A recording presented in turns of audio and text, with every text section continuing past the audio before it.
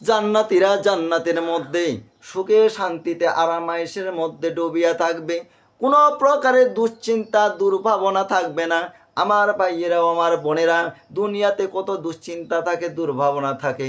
এই সব সুখ একটু একটু আসলে সেটা সুখ মনে হয় না, কিন্তু জান্নাত এমন সুখের জায়গা, সেখানে কোনো দুশ্চিন্তা ও দুর্ভাবনাও থাকবে না। আমার ভাইয়েরা, আমার বোনেরা, শুনে রাখো, জান্নাতে যদি যেতে পারো, জান্নাতীদের পোশাক হইবে সব সময়ের জন্য হলো নতুন পোশাক। সেখানে তাদের ময়লা ও পুরাতন পোশাক থাকবে না, তাদের পোশাক হবে সব সময় নতুন। যেমন পুরুষের পোশাক নতুন, তেমন নারীর পোশাক হবে নতুন। আমার ভাইয়েরা ও আমার বোনেরা, শুনে রাখো, জান্নাতের মধ্যে জান্নাতীদের যৌবন ও নিঃশেষ হইবে না। যৌবন সব সময় একই রূপ থাকবে। দুনিয়াতে তোমার যৌবন আসতে একটা সময় লাগে, এক সময় তোমার যৌবন চলে যায়, কিন্তু এই সময়টা খুব কম সময়ের জন্য। আপনি যদি জান্নাতি হতে পারেন, আপনি যদি জান্নাতে যেতে পারেন, জেনে রাখেন ওই জান্নাতে যাইতে পারলে ওই জান্নাতের শুরু থেকে তোমার সারাটি জীবনের জন্য তোমার যৌবন আর যাবে না।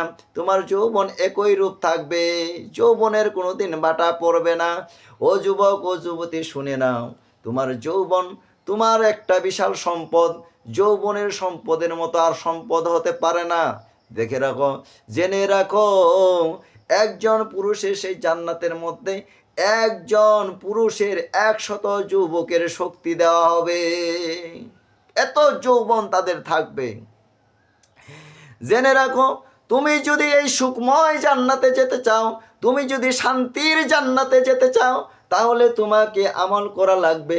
তোমাকে মুখ দিয়ে বলা লাগবে, আল্লাহ ছাড়া ইবাদতের যোগ্য সত্যিকারের কোনো মাবুদ নাই।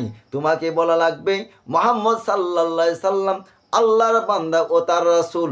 এই বাক্য দিয়ে তুমি তোমার আমল শুরু করবে।